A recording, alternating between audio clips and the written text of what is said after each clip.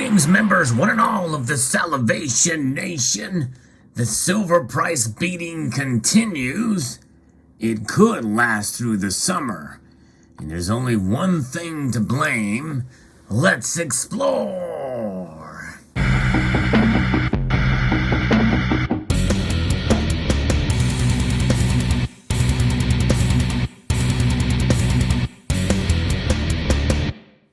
If you've been watching my videos as of late, well, you know what that thing is.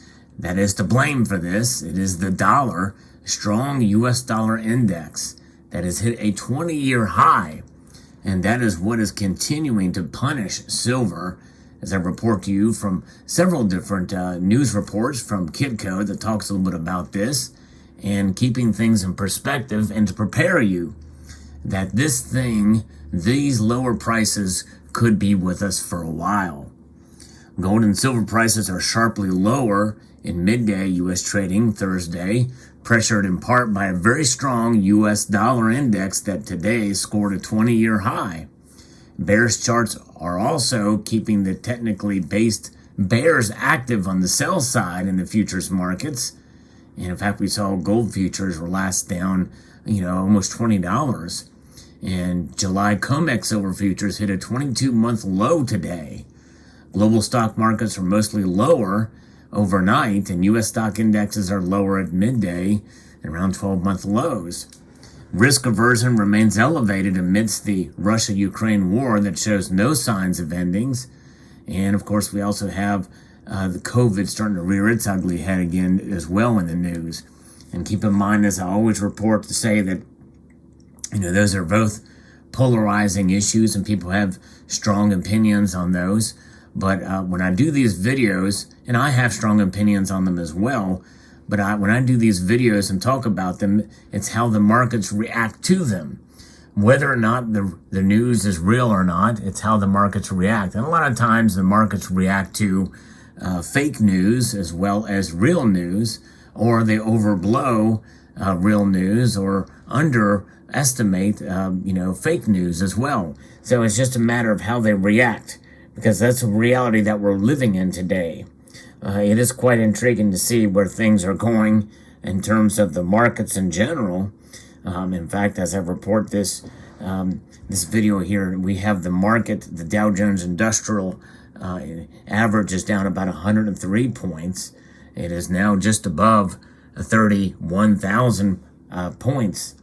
And the NASDAQ is up only slightly, and the S&P 500 is down.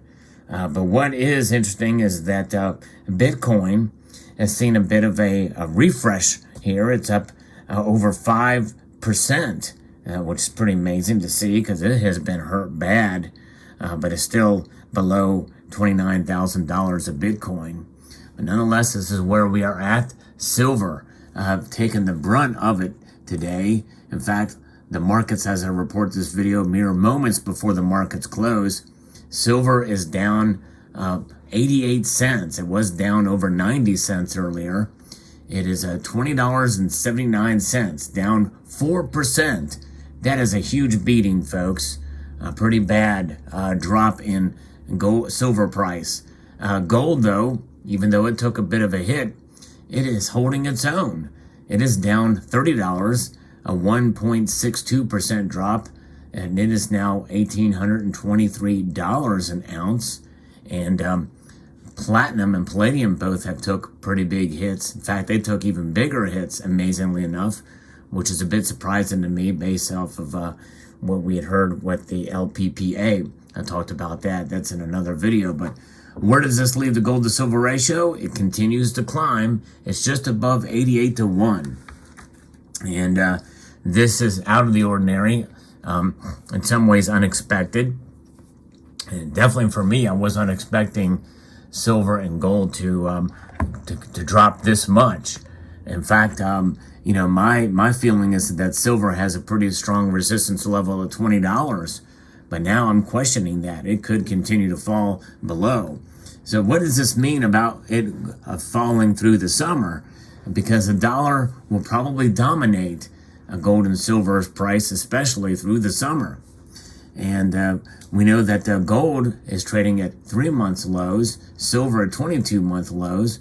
Many commodity analysts have said that gold is struggling as it faces off against significant bullish momentum for the U.S. dollar, which continues to trade near its highest levels in 20 years. That's with inflation running hot, running strong, higher than expected at 8.3%. So the U.S. dollar index last traded at 104.5 points, which is up 0.41% on the day. Meanwhile, and then we've seen gold futures are up, are last traded up and down almost three quarters of a percentage point. Gold could continue to face strong headwinds as some currency analysts don't expect the trend in the U.S. dollar to change at least before the summer. Baipan Rai, North American head of FX strategy at CIBC Capital Markets, said several factors have aligned to support the U.S. dollar for the next few months. The U.S. dollar will likely remain on solid ground in the coming months. That's primarily because there doesn't appear to be any let-up in the way long-end rates are moving. And the macro liquidity picture continues to point to a risk-off backdrop, he said in a report Thursday. The Fed is already quite hawkish, and the U.S. dollar will find support against other currencies where policy settings are slower to adapt or are outright divergent.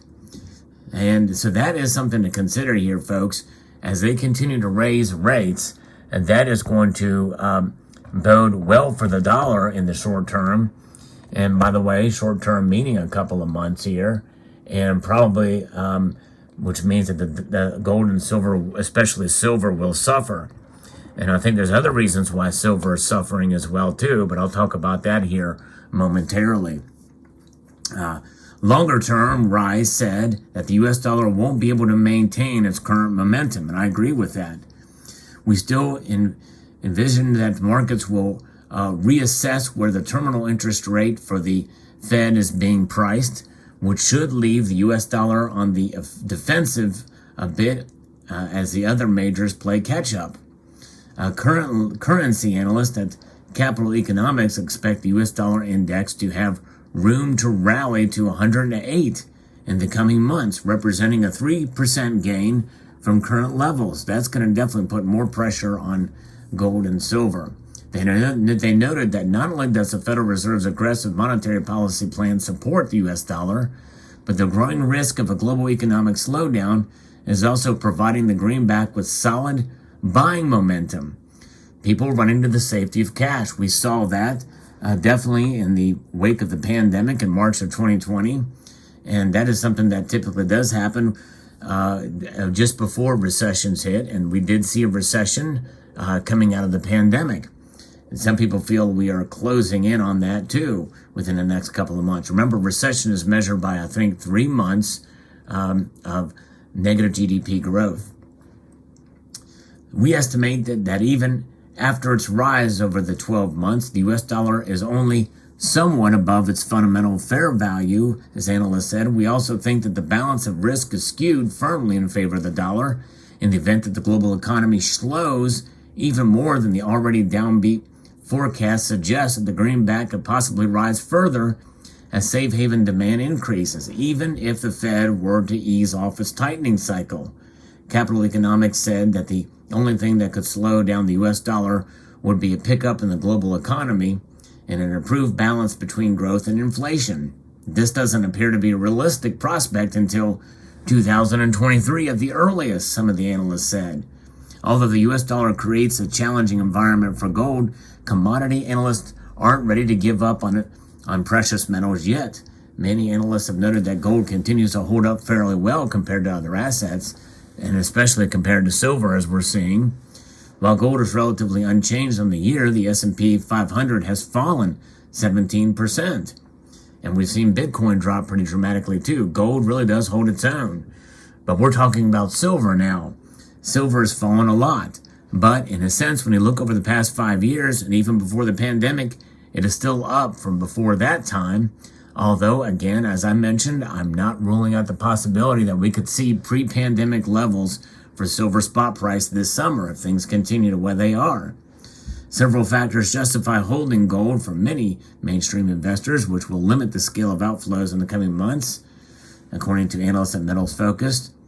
Even following the recent sell-offs, equity valuations are still by historic standards. All these factors should encourage institutional investors to retain their existing gold positions as a hedge against uncertainties. And I would say the same thing for silver. Repeating of advice I did yesterday and through the times of this market volatility, hold on to your silver if you don't need to sell it. If you don't absolutely have to sell it, then don't. It's really as simple as that. In fact, I think the best financial planning is to have these on hand that are highly liquid and needs and necessary for emergencies, to have cash on hand for emergencies, and to understand what you buy and how you buy and be prepared for losses in any kind of investment, or even in this case, silver. I don't see it as an investment, but as a savings vehicle for the long term. Because I place a very large order, and I've talked about this in the past couple of weeks. The silver is on delay. Some of it is pre-ordered for the silver that I particularly bought, and I bought it when the prices were $1 or more higher than they are now, well over $1 higher, but at a sale that was being given by a certain precious metals dealer. I'll talk about that when the silver arrives, but I bought it with the understanding that it could drop even more. You have to live with the purchases you buy, with the decisions you make. And this is why I believe in smart dollar cost averaging, which involves recognizing premiums and the like that you are paying for your silver, and living with those premiums, and also living with the spot price movement. I did not buy at the bottom, and I'm not in a position where I can make other buys for silver right now. And I made some recent buys for gold in the dips, but I'm pretty much tapped out at this point for a while. But nonetheless, that's what you live with. But anyways, the thing is it's a long-term hold, and understanding that will help you feel better about your position because you're acting in a fiscally responsible way, and you're not having these overly high expectations for the metal. And that really is the bottom line, is to have realistic expectations with the understanding of the fundamentals that are there for the metals, both gold and silver.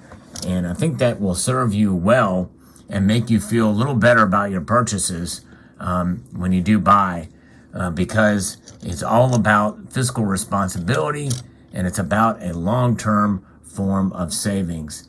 That's really what it boils down to. So there you have it. Let me know what your thoughts are in the comment section below. I hope you found this video useful and insightful.